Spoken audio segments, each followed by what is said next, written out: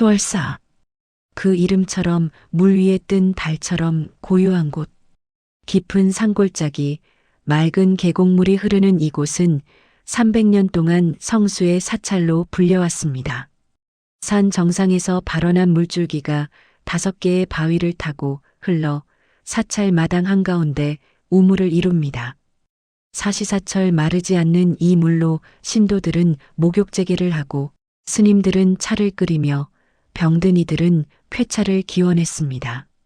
하지만 5년 전 한 젊은 스님의 부임과 함께 수월사는 완전히 달라지기 시작합니다. 정연. 36의 젊은 나이에 주지가 된 그는 명석했고 야심찼습니다. 그는 전통과 현대를 결합하는데 천재적 재능이 있었죠. 낡은 요사체는 모던한 템플스테이 시설로 바뀌었고 사찰 홈페이지가 만들어졌으며 SNS 마케팅이 시작되었습니다. 그리고 정연 스님의 가장 큰 히트작, 바로 감로수였습니다. 이 물은 300년 동안 한 번도 마르지 않은 성수입니다. 조선시대 왕실에서도 이 물을 찾았다는 기록이 있다고 했습니다. 설득력 있는 설법. 수월사의 물은 고급 생수로 상품화되었습니다. 고급스러운 유리병에 담긴 감로수는 백화점과 온라인 쇼핑몰에서 날개 돋친 듯 팔려나갔죠.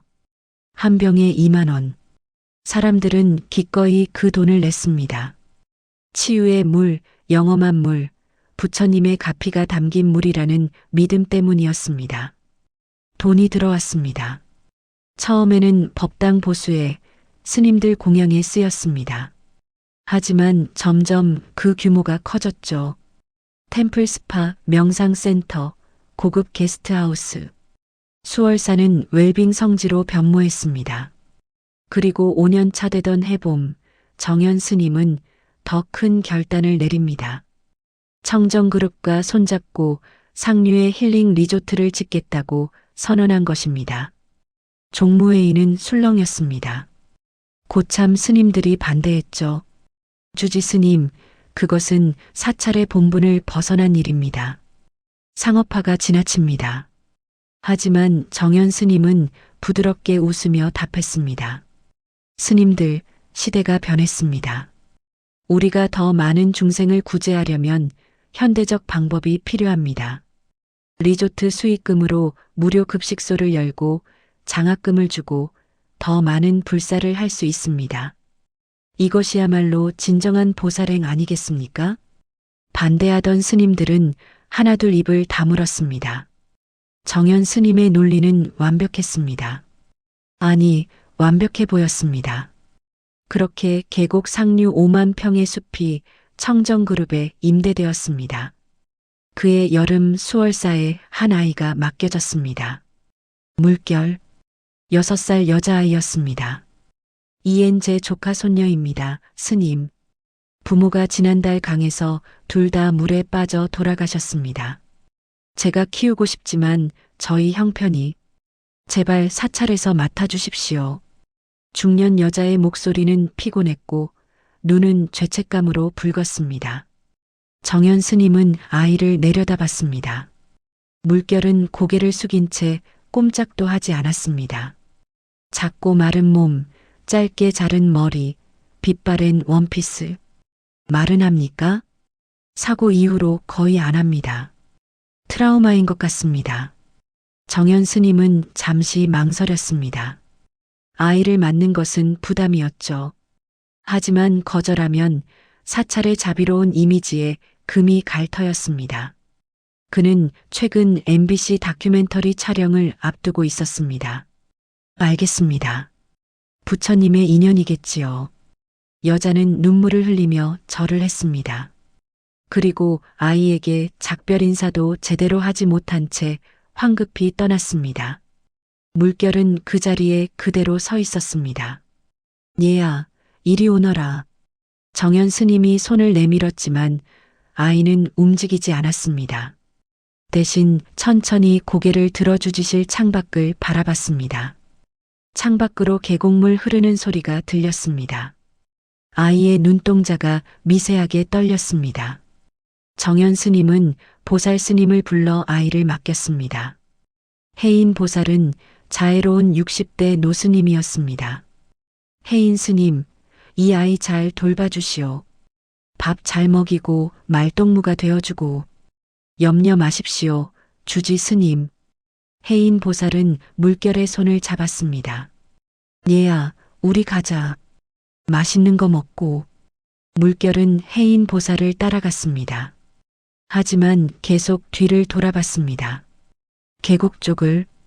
그날 밤 물결은 처음으로 입을 열었습니다.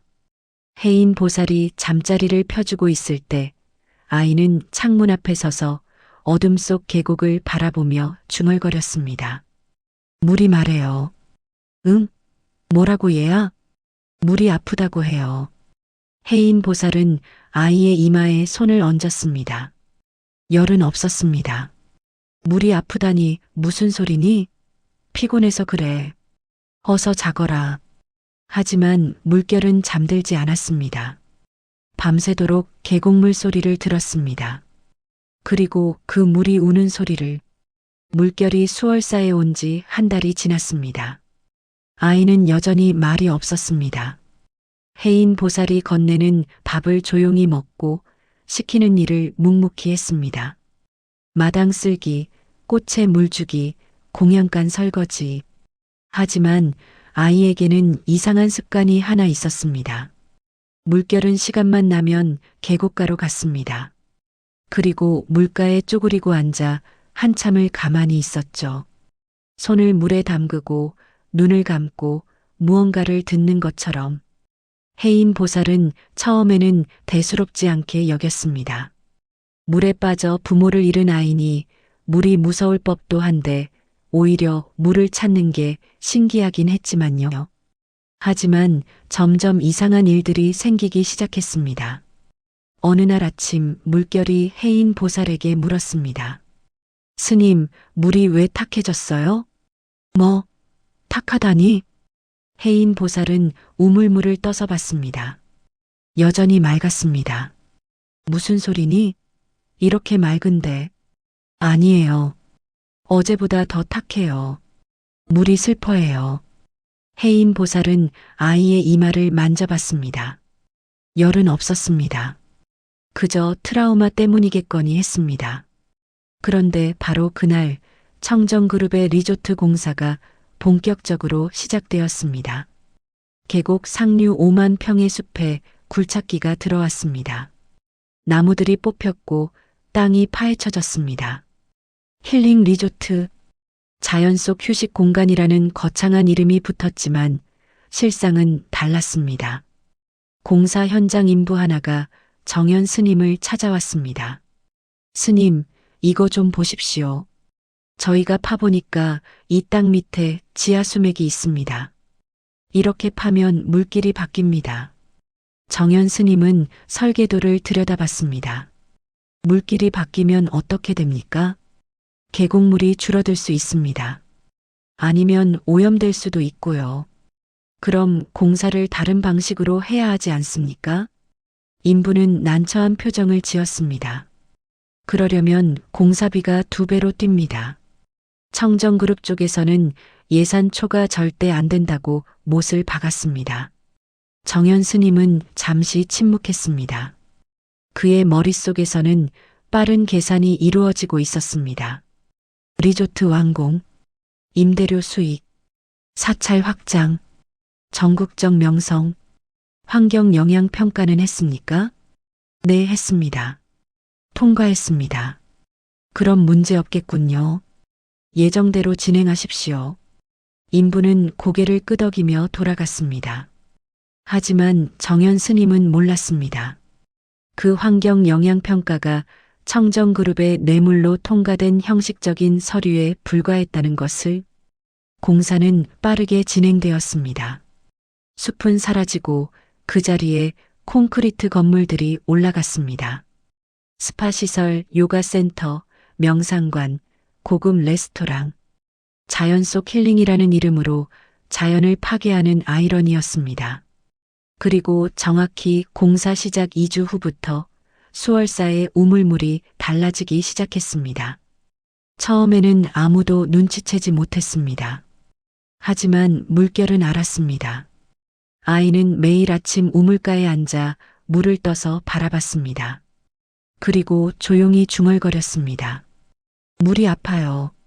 물이 울어요. 해인 보살은 걱정이 되어 정연 스님에게 보고했습니다. 주지 스님, 물결이가 자꾸 이상한 소리를 합니다. 물이 아프다, 물이 운다고요. 정연 스님은 미간을 찌푸렸습니다. 트라우마가 심각한 모양이군요. 아동심리 상담을 받게 하십시오. 하지만 주지 스님, 혹시 리조트 공사 때문에 물이 정말... 해인 스님, 정연 스님의 목소리가 차가워졌습니다. 근거 없는 걱정은 하지 마십시오. 우리는 모든 법적 절차를 거쳤습니다. 청정그룹은 환경기업입니다. 오히려 이 리조트로 더 많은 사람들이 자연의 소중함을 깨닫게 될 겁니다. 해인 보살은 더 이상 말하지 못했습니다. 그해 가을 리조트가 완공되었습니다. 개장식에는 유명 연예인들과 정치인들이 참석했습니다. 케이블 방송국 카메라가 돌아갔고 정연 스님은 환한 미소로 축사를 했습니다. 자연과 하나 되는 치유의 공간, 청정 힐링 리조트에 오신 것을 환영합니다. 이곳에서 여러분은 몸과 마음의 평화를 찾으실 겁니다. 박수갈채가 터져 나왔습니다. 정연 스님의 얼굴에는 승리의 미소가 번졌습니다. 그는 해냈습니다. 시골 사찰을 전국적 명소로 만들었습니다. 하지만 바로 그날 저녁 첫 번째 문제가 발생했습니다. 리조트 스파를 이용한 투숙객 12명이 갑자기 피부 발진을 호소했습니다. 가려움증, 붉은 반점, 그리고 일부는 구토 증세까지. 리조트 측은 즉시 은폐에 들어갔습니다. 개인 체질 문제입니다. 알레르기 반응일 뿐입니다. 하지만 다음 날 또 20명이 같은 증상을 보였습니다. 그리고 그 다음 날에는 30명. 리조트의 물에 문제가 있다는 소문이 퍼지기 시작했습니다. 정연 스님은 급히 리조트 측과 비상회의를 열었습니다.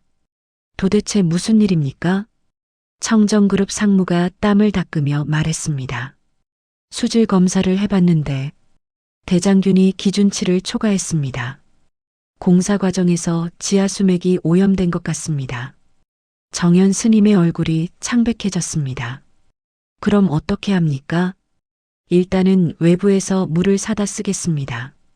그리고 언론 플레이로 덮겠습니다. 스님께서도 협조 부탁드립니다.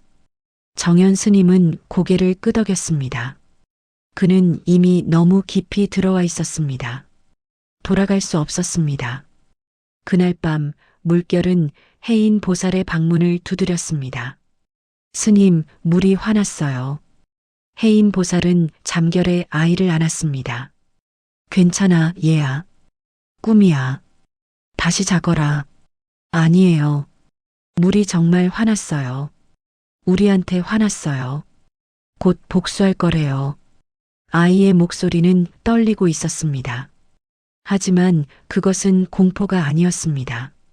슬픔이었습니다. 겨울이 왔습니다. 리조트의 수질 문제는 결국 언론에 알려졌습니다. 하지만 청정그룹의 막강한 로비력은 그것마저 무마시켰습니다. 일부 언론에서 보도했지만 곧 더 큰 연예인 스캔들에 묻혔고 사람들은 금세 잊어버렸습니다. 정연 스님은 안도했습니다. 위기는 넘겼다고 생각했습니다. 하지만 수월사 내부에서는 균열이 생기기 시작했습니다. 고참 스님 몇 분이 정연 스님을 찾아왔습니다. 주지 스님, 우물물 맛이 예전 같지 않습니다. 정연 스님은 우물물을 떠서 마셔봤습니다. 확실히 달랐습니다. 300년 동안 달콤하고 부드럽던 그 맛이 아니었습니다.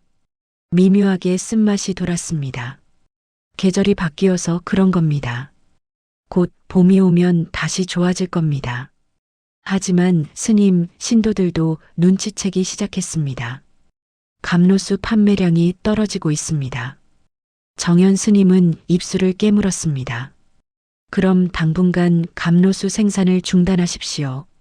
대신 외부에서 생수를 사다가 우리 병에 담으십시오. 스님들은 경악했습니다. 주지 스님, 그건 사기입니다. 정연 스님의 목소리가 날카로워졌습니다. 사기가 아니라 방편입니다. 지금 우리 사찰 재정이 얼마나 리조트에 묶여 있는지 아십니까? 만약 감로수 판매가 중단되면 우리는 파산합니다. 스님들은 더 이상 아무 말도 하지 못했습니다. 그렇게 수월사의 감로수는 더 이상 수월사의 물이 아니게 되었습니다. 한편 물결은 점점 더 이상해지고 있었습니다. 아이는 밤마다 악몽을 꾸었습니다.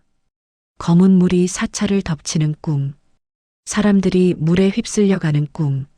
물결은 비명을 지르며 깨어났고 해인 보살이 달려와 안아주었습니다. 얘야, 괜찮아. 그냥 꿈이야. 아니에요. 진짜예요. 물이 보여줬어요. 해인 보살은 아이의 이마에 땀이 흥건히 젖어 있는 것을 보며 걱정했습니다. 그녀는 정연 스님에게 다시 한번 보고했습니다. 주지 스님, 물결이가 점점 더 심해지고 있습니다. 전문의를 찾아가야 할 것 같습니다. 그러십시오. 당장 내일 서울대학병원으로 데려가십시오. 다음 날 해인 보살은 물결을 데리고 서울로 갔습니다. 소아정신과 전문의는 아이를 진찰한 후 조심스럽게 말했습니다. 외상 후 스트레스 장애인 것 같습니다. 부모님을 물에서 잃은 트라우마가 환각과 환청으로 나타나는 거죠. 약물 치료와 상담 치료를 병행해야 합니다. 해인 보살은 고개를 끄덕였습니다. 하지만 물결은 진찰실 창밖을 바라보며 중얼거렸습니다. 저 한강 물도 아파해요. 더러운 게 너무 많이 들어왔대요. 의사는 차트에 무언가를 적으며 말했습니다. 환각 증상이 꽤 심각하네요.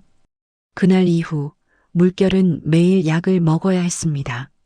아이는 점점 더 조용해졌고 표정이 없어졌습니다. 하지만 물을 향한 아이의 시선은 여전했습니다. 새해가 밝았습니다. 정연 스님은 새해 첫날 대법회를 열었습니다. 전국에서 수백 명의 신도가 몰려왔습니다.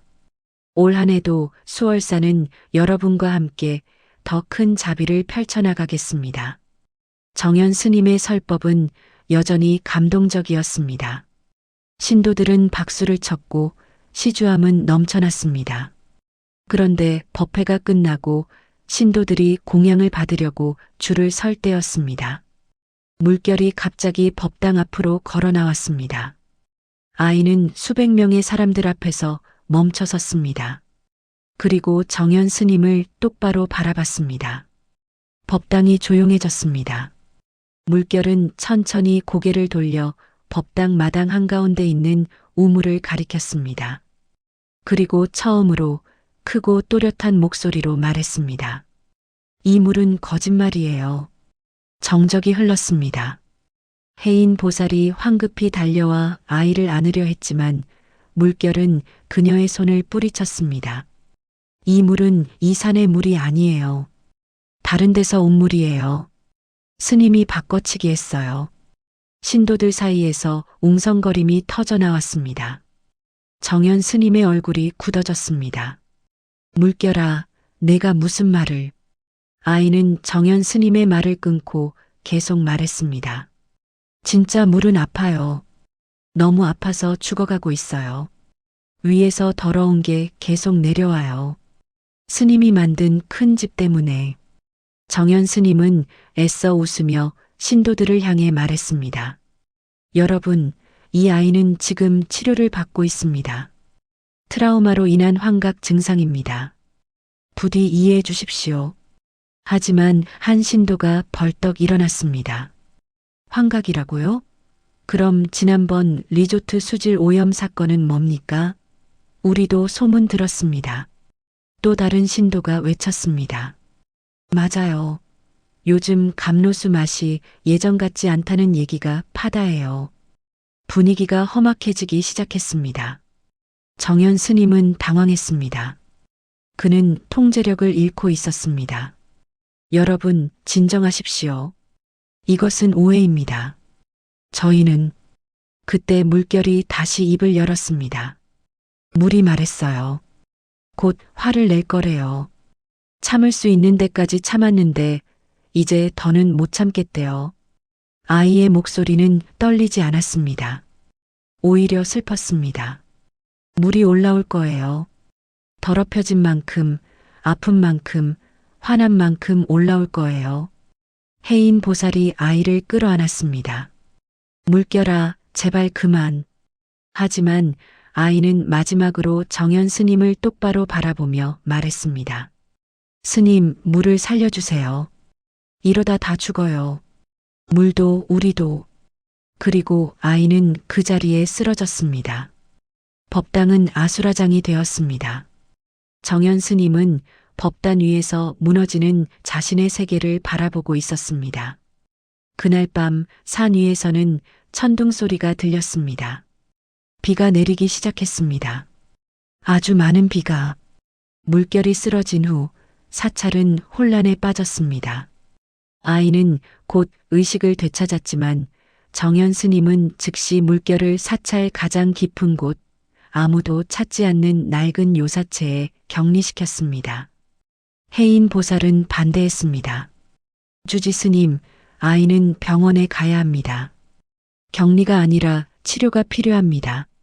정연 스님의 목소리는 차갑게 식어 있었습니다. 해인 스님, 지금 사찰이 어떤 상황인지 아십니까? 저 아이 하나 때문에 우리가 쌓아온 모든 것이 무너질 위기입니다. 당분간 외부와의 접촉을 차단해야 합니다. 하지만 당분간입니다. 사태가 진정되면 최선의 치료를 받게 하겠습니다. 해인 보살은 더 이상 말할 수 없었습니다. 물결은 작고 어두운 방에 혼자 남겨졌습니다. 창문은 작았고 문에는 밖에서 자물쇠가 채워졌습니다. 자비의 이름으로 이루어진 감금이었습니다. 하지만 아이는 울지 않았습니다. 그저 작은 창문 너머로 보이는 하늘을 바라보며 떨어지는 빗소리를 들었습니다. 비는 계속 내렸습니다. 하루, 이틀, 사흘. 이상했습니다. 한겨울에 이렇게 많은 비가 내리는 것은 이례적이었습니다. 기상청은 이상 기후라고 발표했습니다. 따뜻한 남풍과 찬 북풍이 만나 정체전선이 형성되었다고 했습니다. 하지만 물결은 알고 있었습니다. 이것은 기후가 아니라 분노라는 것을. 비가 내린 지 일주일째 되던 날 리조트에서 첫 번째 징조가 나타났습니다. 객실 욕실에서 물을 틀었는데 검은 물이 나왔습니다. 투숙객들이 비명을 질렀고 리조트는 즉시 수도를 차단했습니다. 급히 수질 검사를 했지만 원인을 알 수 없었습니다. 필터는 멀쩡했고 배관에도 문제가 없었습니다. 하지만 물은 계속 검게 나왔습니다. 리조트는 결국 영업을 중단할 수밖에 없었습니다. 청정그룹 상무가 다급하게 정연 스님을 찾아왔습니다. 스님, 이게 대체 무슨 일입니까? 공사한 지 겨우 3달 만에 이런 일이. 정연 스님도 당황하기는 마찬가지였습니다. 수질 전문가를 불러 정밀 조사를 하십시오. 이미 했습니다. 그런데 아무 문제가 없다는 겁니다. 물 자체가 이상해진 겁니다. 마치 산 전체의 물이 썩어가는 것 같다고 합니다. 정연 스님의 얼굴이 창백해졌습니다. 그의 머릿속에 물결의 목소리가 떠올랐습니다. 물이 화를 낼 거래요. 그는 고개를 흔들었습니다. 말도 안 되는 소리였습니다. 6살 아이의 환각일 뿐이었습니다. 일단 언론에 알려지지 않게 조용히 처리하십시오. 봄이 오면 자연스럽게 해결될 겁니다. 상무는 불만스러운 표정이었지만 고개를 끄덕였습니다. 하지만 문제는 거기서 끝나지 않았습니다. 사흘 후 수월사의 우물물도 변하기 시작했습니다. 아침 예불을 마친 스님들이 우물에서 물을 길어 올렸을 때 물에서 이상한 냄새가 났습니다. 썩은 냄새, 곰팡이 냄새. 정연 스님은 직접 우물을 확인했습니다. 300년 동안 맑았던 그 물이 흐릿하게 탁해져 있었습니다. 우물을 청소하십시오. 낙엽이나 오염 물질이 들어갔을 겁니다. 스님들이 우물을 청소했습니다. 하지만 다음 날 물은 더 탁해져 있었습니다. 그리고 그 다음 날에는 미세하게 검은 빛을 띠기 시작했습니다. 신도들이 알아차리기 시작했습니다. 스님, 감로수 맛이 왜 이렇습니까? 요즘 물이 이상합니다. 차를 끓여도 맛이 안 나요. 정연 스님은 변명했습니다. 계절 탓입니다. 곧 봄이 오면 다시 좋아질 겁니다. 하지만 그는 알고 있었습니다. 이것은 계절의 문제가 아니라는 것을. 한편 격리된 물결은 점점 더 쇠약해지고 있었습니다. 해인 보살이 하루 3번 식사를 가져다 주었지만 아이는 거의 먹지 않았습니다. 물결아, 밥을 먹어야지. 이러다 병난다. 물이 안 먹어요. 이 물은 더러워요. 해인 보살은 가져온 물을 마셔봤습니다. 끓인 물이었지만 확실히 맛이 이상했습니다. 그녀는 몰래 밖에서 생수를 사다가 아이에게 주었습니다. 어느 날 밤 물결이 해인 보살에게 물었습니다. 스님, 제가 나쁜 짓을 한 건가요? 해인 보살은 아이를 안았습니다. 아니야. 너는 아무 잘못이 없어. 그럼 왜 절 가둔 거예요? 해인 보살은 대답할 수 없었습니다. 눈물만 흘렀습니다. 물이 말했어요. 이제 고지래요. 참았던 게 터진대요. 물결의 목소리는 담담했습니다. 비가 더 많이 올 거래요. 그리고 산이 견디지 못할 거래요. 위에서 파헤쳐진 땅이 다 내려올 거래요. 해인 보살은 소름이 돋았습니다. 물결아, 그런 무서운 소리 하지 마. 무섭지 않아요. 물은 원래 흐르는 거니까요. 막으면 언젠가는 터지는 거예요. 다음 날 새벽 정연 스님은 비상 연락을 받았습니다. 리조트 상류의 임시 저수지 제방에 균열이 발견되었다는 것이었습니다. 공사 중 만든 그 저수지는 원래 불법이었습니다. 환경 영향 평가에도 없던 시설이었죠. 하지만 청정그룹은 비용 절감을 위해 몰래 만들었고 정연 스님은 눈 감아 주었습니다. 그 대가로 리조트 임대료를 깎아 주었으니까요. 그런데 이제 그 제방이 무너질 위기에 처한 것입니다. 정연 스님은 청정그룹 상무를 불렀습니다. 당장 보수 공사를 하십시오. 지금은 비가 너무 많이 옵니다. 위험합니다. 봄까지 기다려야 합니다. 봄까지? 그때까지 버티겠습니까? 상무는 자신 없다는 표정이었습니다. 일단 수위를 낮추겠습니다. 물을 조금씩 방류하면서 버티는 수밖에 없습니다. 정연 스님은 창밖을 바라봤습니다. 비는 여전히 쏟아지고 있었습니다. 그의 머릿속에서 물결의 목소리가 계속 울렸습니다. 물이 올라올 거예요. 그는 고개를 저었습니다. 아니다. 견딜 것이다. 지금까지 다 견뎌왔지 않은가. 하지만 그날 밤 그는 악몽을 꾸었습니다. 검은 물이 사찰을 덮치는 꿈. 그리고 그 물 속에서 6살 아이가 자신을 바라보는 꿈.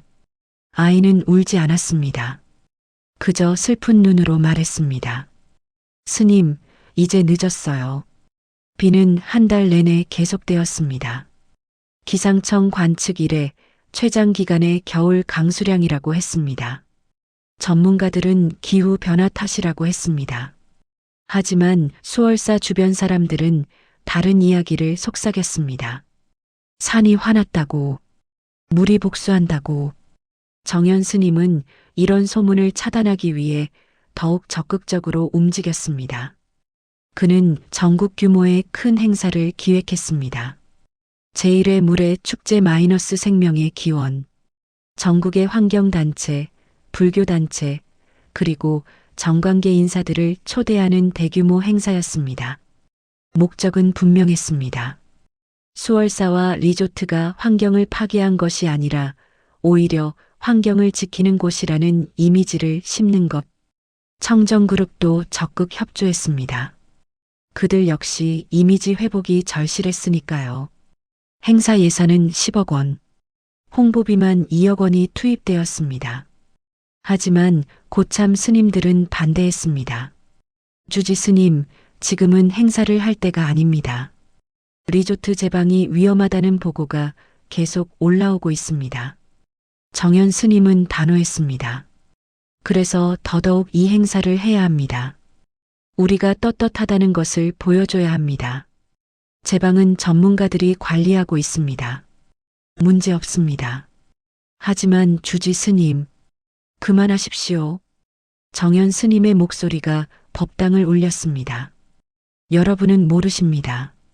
지금 이 순간에도 우리를 무너뜨리려는 세력들이 얼마나 많은지, 언론도, 경쟁 사찰도, 심지어 우리 신도 중에서도 의심의 눈초리를 보내고 있습니다. 이 행사는 단순한 축제가 아닙니다. 우리의 생존이 걸린 전쟁입니다. 스님들은 더 이상 말하지 못했습니다. 행사 준비는 빠르게 진행되었습니다. 거대한 무대가 세워졌고 전국에서 홍보 전단이 돌았습니다. 유명 환경운동가들이 초청되었고 방송사도 섭외되었습니다. 그리고 행사의 하이라이트는 성수의식이었습니다. 정현 스님이 직접 수월사에 우물물을 떠서 전국에서 온 물과 합치는 퍼포먼스, 하나된 물, 하나된 생명이라는 메시지였습니다. 하지만 문제가 있었습니다. 수월사의 우물물은 이미 쓸 수 없을 정도로 오염되어 있었습니다. 정현 스님은 은밀하게 지시했습니다. 외부에서 가장 깨끗한 생수를 사다가 우물에 부으십시오. 행사 당일 아침에 해인 보살이 그 지시를 받았습니다.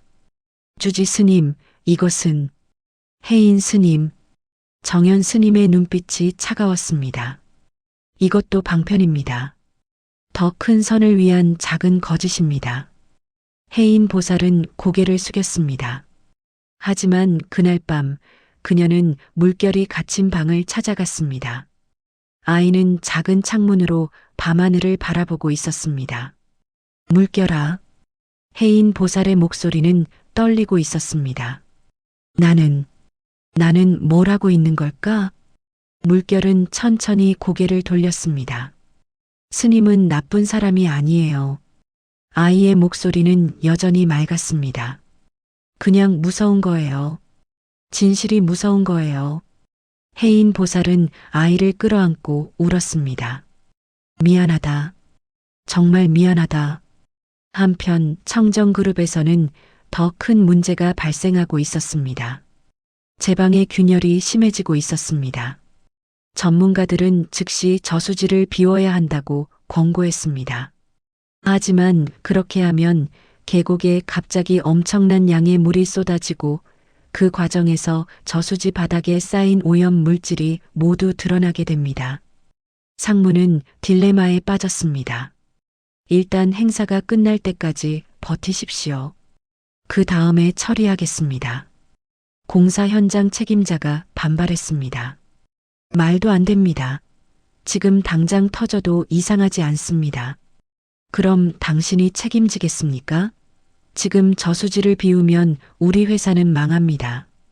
환경 파괴, 불법 건축, 모든 게 드러납니다. 책임자는 입을 다물었습니다. 그도 가족이 있었고 지켜야 할 것들이 있었습니다. 행사 전날 리허설이 있었습니다. 정현 스님은 무대 위에서 연습했습니다. 물은 생명입니다. 물은 진실입니다. 물은 거짓을 말하지 않습니다. 그의 목소리는 확성기를 통해 울려 퍼졌습니다. 그 순간 하늘에서 천둥이 쳤습니다. 사람들이 고개를 들었습니다. 먹구름이 다시 몰려오고 있었습니다. 내일 날씨는 괜찮겠습니까? 스태프가 물었습니다.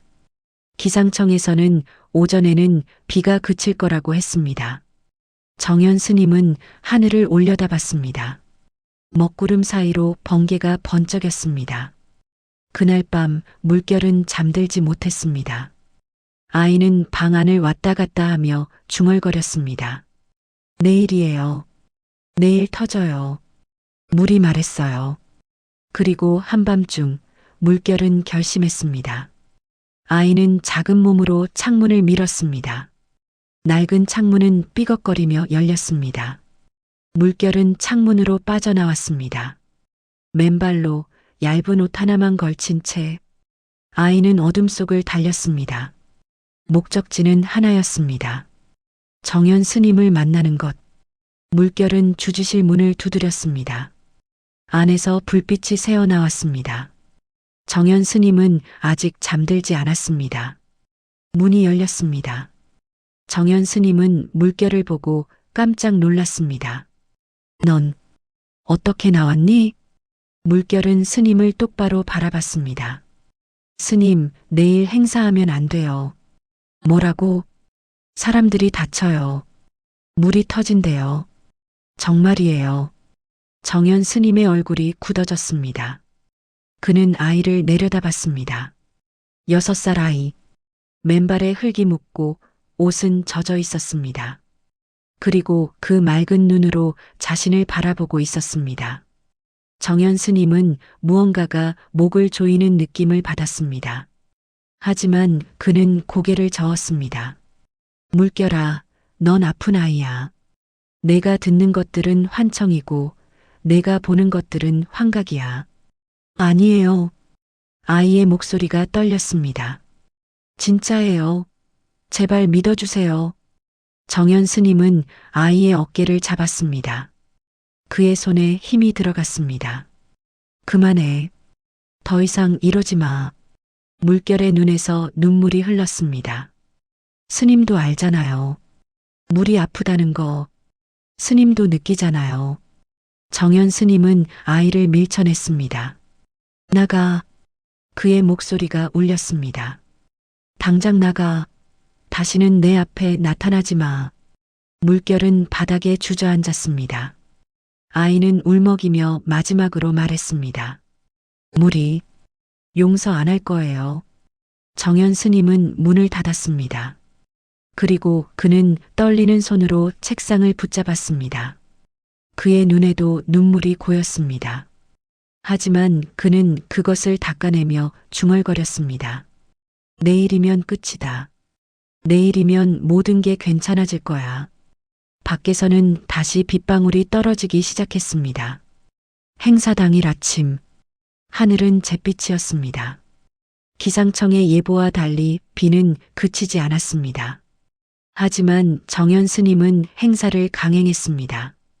이미 전국에서 수백 명의 사람들이 도착했습니다. 방송 카메라도 설치되었고 케이터링 업체도 대기하고 있었습니다. 지금 취소하면 모든 것이 무너집니다. 거대한 천막이 설치되었습니다. VIP석에는 국회의원, 시장, 그리고 청정그룹 회장까지 앉아 있었습니다. 오전 10시 행사가 시작되었습니다. 사회자의 밝은 목소리가 확성기를 통해 퍼졌습니다. 생명의 근원 물. 오늘 우리는 물의 소중함을 되새기고 자연과 하나 되는 시간을 갖겠습니다. 박수가 터져 나왔습니다. 정연 스님은 무대에 올랐습니다. 그는 가장 화려한 법복을 입고 있었습니다. 여러분, 물은 거짓을 말하지 않습니다. 물은 생명 그 자체입니다. 그의 설법은 시작되었습니다. 바로 그때 리조트 상류에서는 긴급 상황이 벌어지고 있었습니다. 제방 관리 책임자가 비명을 질렀습니다. 균열이 커지고 있습니다. 당장 대피해야 합니다. 하지만 청정그룹 상무는 무전기를 붙잡고 소리쳤습니다. 아직 안 됩니다. 행사가 끝날 때까지 버티십시오. 못 버팁니다. 지금 당장이라도 무너질 수 있습니다. 그 순간 제 방에서 돌 하나가 떨어져 나갔습니다. 작은 돌이었습니다. 하지만 그것이 시작이었습니다. 물이 그 틈으로 새어나오기 시작했습니다. 처음에는 가늘었습니다. 하지만 순식간에 굵어졌습니다. 제 방이 무너진다. 책임자가 비명을 질렀습니다. 그리고 굉음과 함께 제 방이 터졌습니다. 수천 톤의 물이 쏟아져 나왔습니다. 검은 물이었습니다. 제 방 바닥에 쌓여 있던 오염 물질, 공사 쓰레기, 썩은 토사가 모두 뒤섞인 물이었습니다. 거대한 검은 파도가 계곡을 따라 내려오기 시작했습니다. 한편 행사장에서는 정연 스님의 설법이 절정에 달하고 있었습니다. 이제 성수 의식을 거행하겠습니다. 스태프가 우물에서 떠온 물을 가져왔습니다. 아니, 우물에서 떠온 척한 생수였습니다. 정연 스님은 그 물을 받았습니다. 이 물은 300년 동안 이 땅을 적셔온 성스러운 물입니다.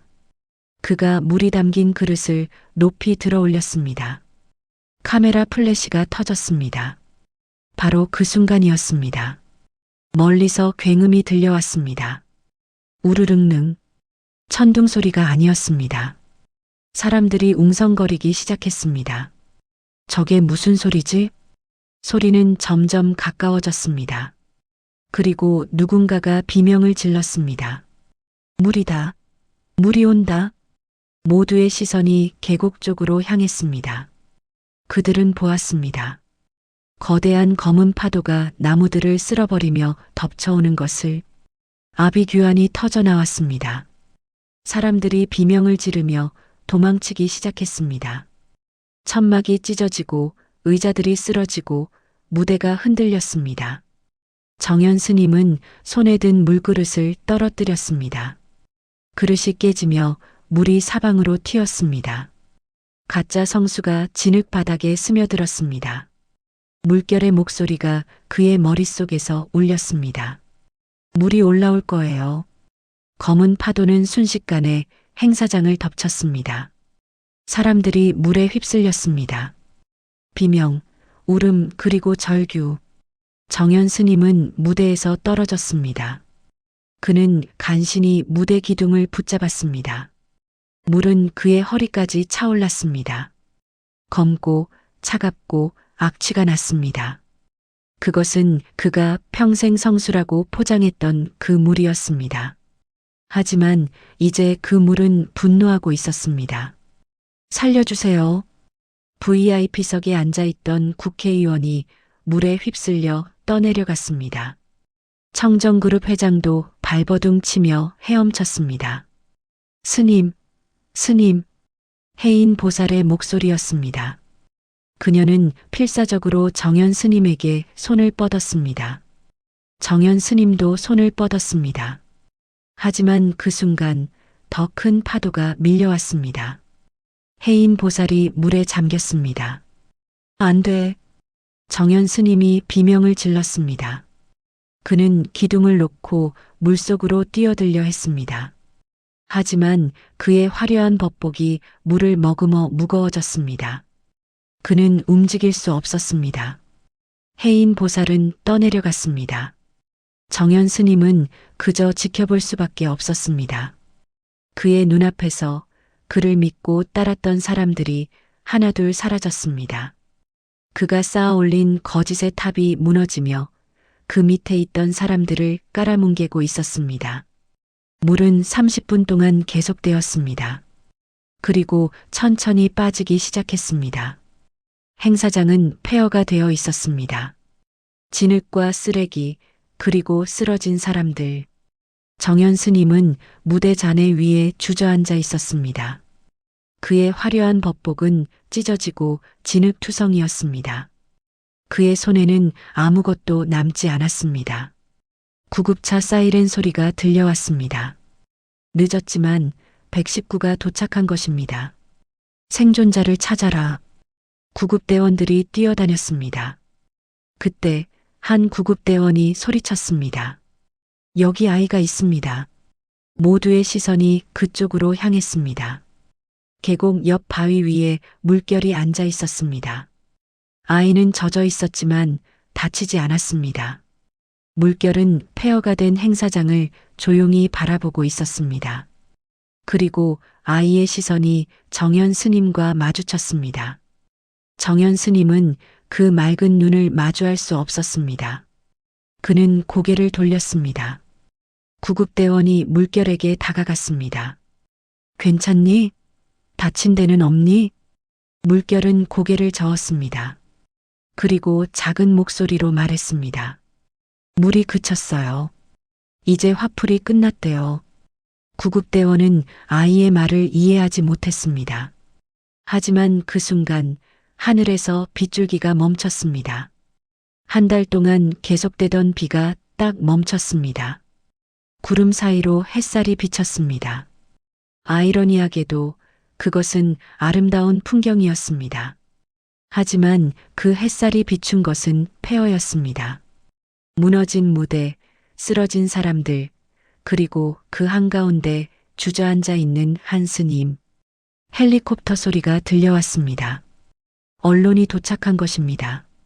카메라가 이 모든 것을 찍기 시작했습니다. 정연 스님은 알았습니다. 이제 끝이라는 것을. 수월사 참사. 그날 사망자는 23명, 부상자는 67명이었습니다. 해인 보살도 그 23명 중 한 명이었습니다. 전국이 충격에 빠졌습니다. 뉴스는 연일 이 사건을 보도했습니다. 헬리콥터가 찍은 참혹한 현장, 생존자들의 증언, 그리고 물에 휩쓸려가는 사람들의 블랙박스 영상까지. 하지만 진짜 충격은 그 다음에 왔습니다. 무너진 제방을 조사하던 중 불법 건축물과 환경 파괴의 증거들이 쏟아져 나왔습니다. 저수지 바닥에 묻혀있던 산업 폐기물, 위조된 환경 영향 평가 서류, 그리고 청정그룹과 수월사 사이의 비밀 계약서. 검찰이 수사에 착수했습니다. 정연 스님은 병원 중환자실에 있었습니다. 그는 살아남았지만 물에 휩쓸리며 척추를 다쳤습니다. 의사는 다시는 걷지 못할 거라고 했습니다.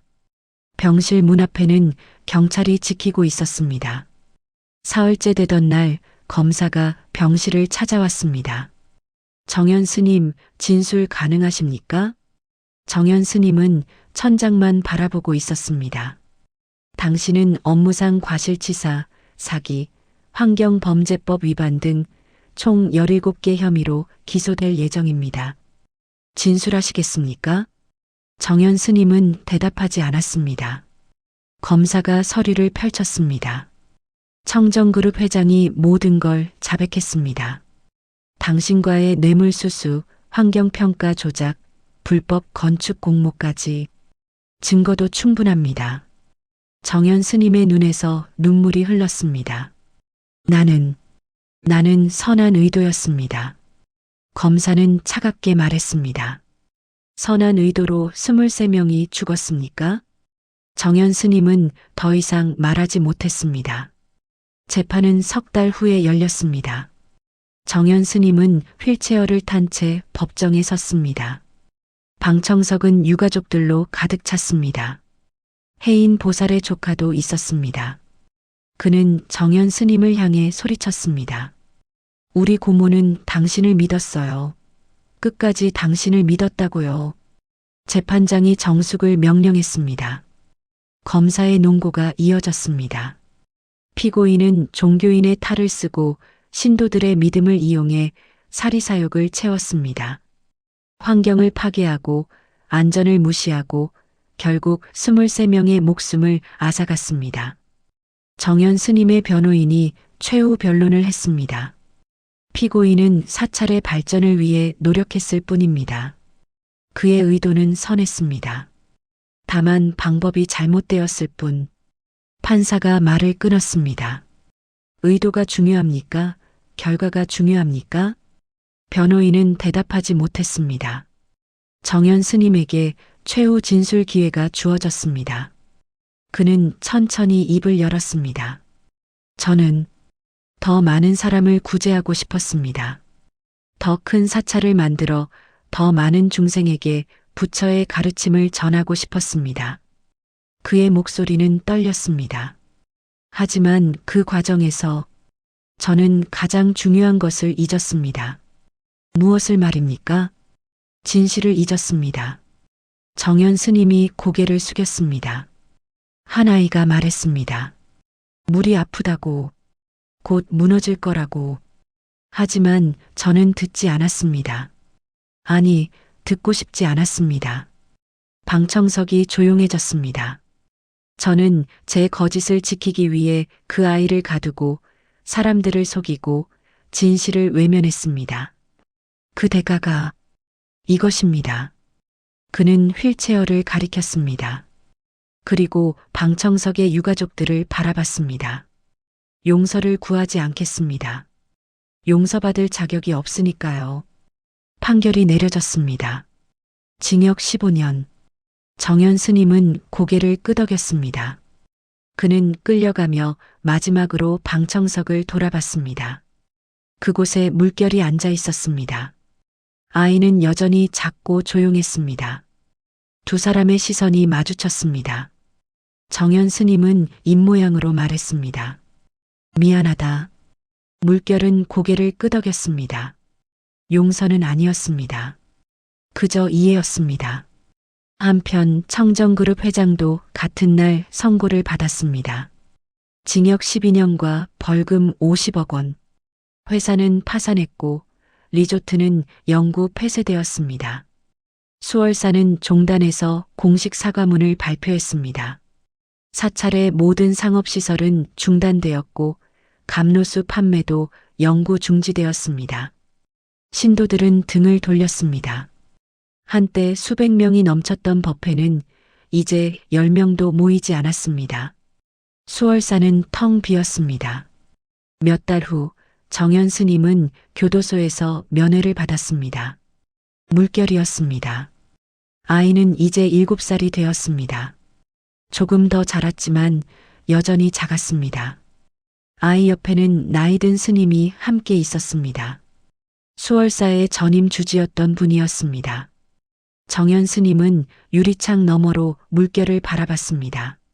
전화기를 들었습니다. 왜 왔니? 물결이 전화기를 들었습니다. 스님께 드릴 말씀이 있어요. 뭐냐? 물이 말했어요. 이제 화가 풀렸대요. 정연 스님의 눈이 흔들렸습니다. 그리고 물이 또 말했어요. 스님이 진실을 말해서 고맙대요. 정연 스님은 울음을 터뜨렸습니다. 소리 없이 하지만 온몸으로. 물결은 조용히 기다렸습니다. 한참 후 정연 스님이 물었습니다. 수월사는 어떻게 되었니? 물결은 옆에 노스님을 바라봤습니다. 노스님이 전화기를 받았습니다. 정연아, 나다. 스승님, 나는 내 스승이 아니다.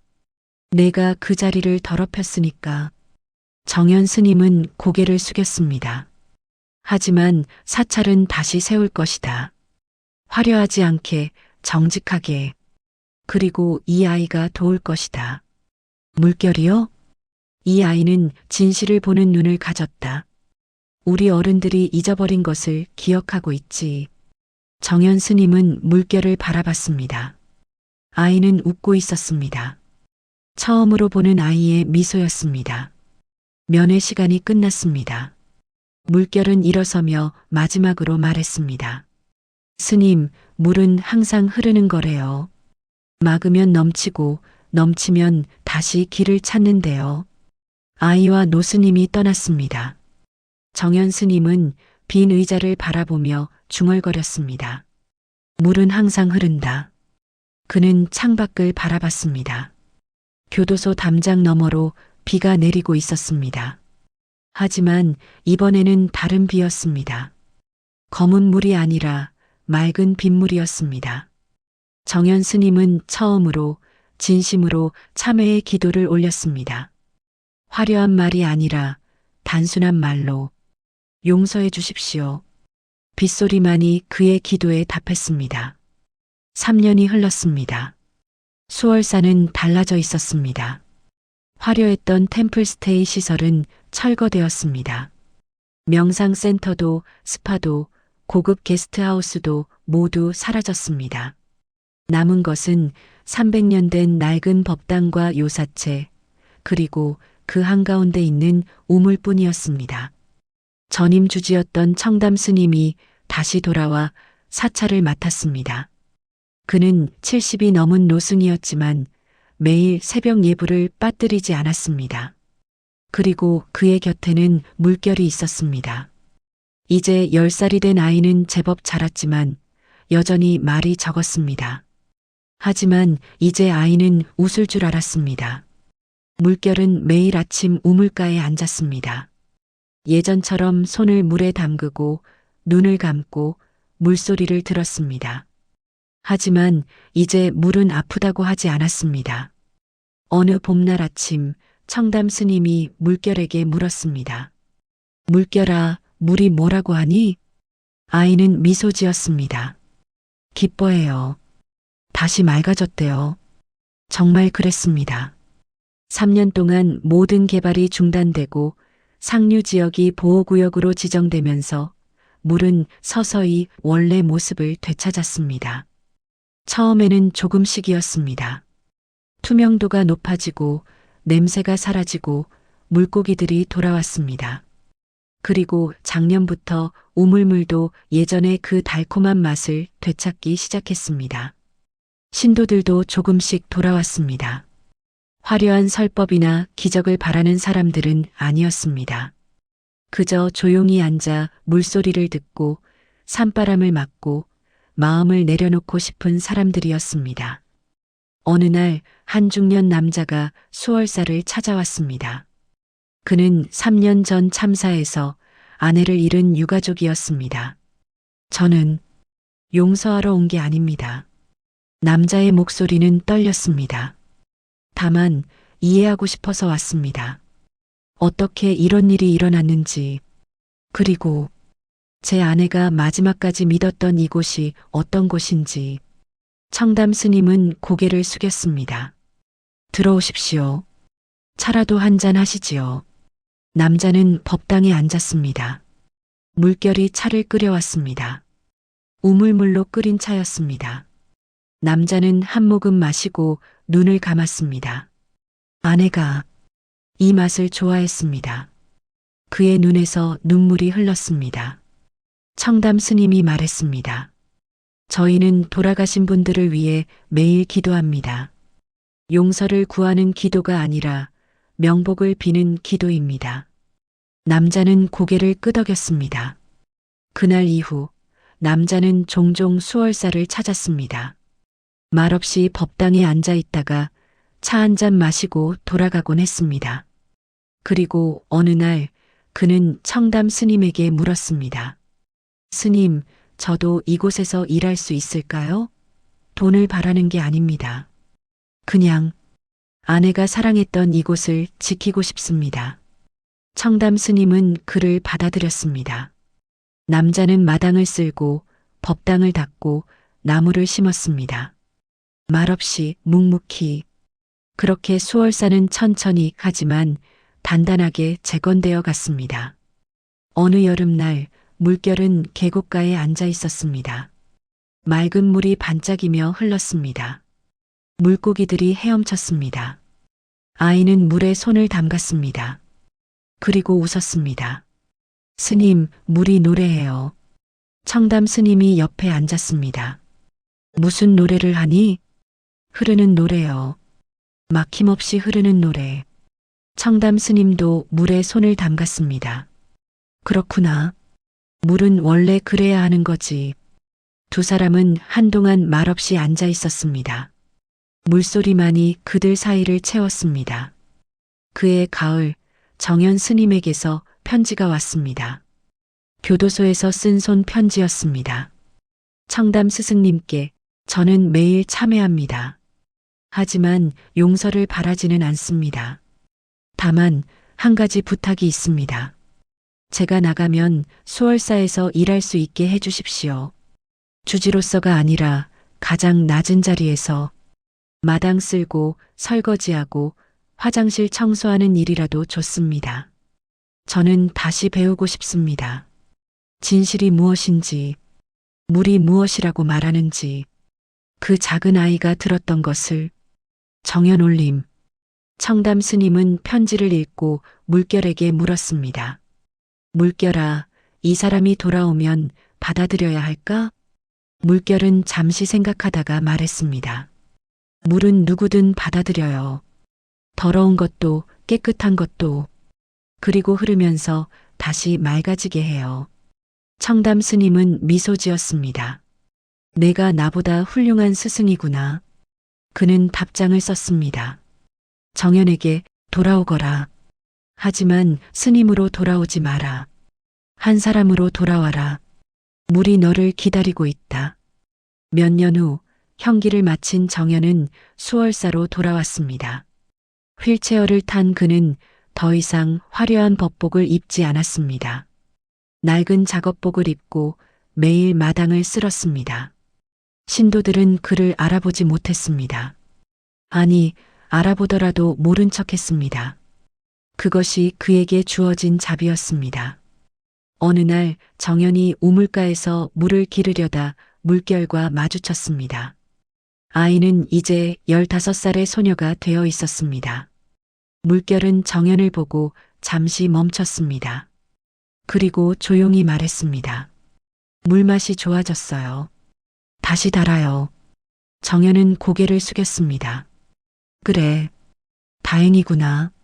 물결이 물동이를 채워주었습니다. 무겁지 않으세요? 정연은 고개를 저었습니다. 괜찮다. 나는 이제 이 정도 무게는 견딜 수 있어. 두 사람은 함께 사찰로 걸었습니다. 휠체어 바퀴 소리와 물동이 찰랑거리는 소리만 들렸습니다. 저녁 예불 시간이었습니다. 법당에는 20명 정도의 사람들이 앉아 있었습니다. 청담 스님이 목탁을 쳤습니다. 딱, 딱, 딱. 맑은 소리가 울렸습니다. 정연은 법당 맨 뒤에 앉았습니다. 그는 더 이상 설법하지 않았습니다. 그저 듣는 사람이 되었습니다. 물결은 그 옆에 앉았습니다. 예불이 끝나고 사람들이 하나둘 떠났습니다. 법당은 조용해졌습니다. 정연이 물결에게 물었습니다. 물이 지금 뭐라고 하니? 물결은 귀를 기울였습니다. 한참 후에 대답했습니다. 흐른대요. 그냥 흐른대요. 어디로 가는지 모르지만 그냥 흐른대요. 정연은 고개를 끄덕였습니다. 그래, 그게 맞는 거구나. 밖에서 계곡물 흐르는 소리가 들렸습니다. 맑고 깨끗하고 끝없이 흐르는 소리. 물결은 창밖을 바라보며 말했습니다. 스님, 물은 용서도 안 하고 벌도 안 준대요. 그럼 그냥 흐를 뿐이래요. 우리가 막으면 넘치고 우리가 더럽히면 씻고 우리가 길을 내주면 그 길로 흐를 뿐이래요. 정연은 오랜만에 미소 지었습니다. 그래, 내가 맞다. 물은 그냥 흐를 뿐이지. 그날 밤 수월사는 고요했습니다. 별빛 아래 계곡물은 여전히 흘렀습니다. 300년 전처럼 300년 후에도 그럴 것처럼 막힘없이 거짓 없이 그저 흐를 뿐이었습니다.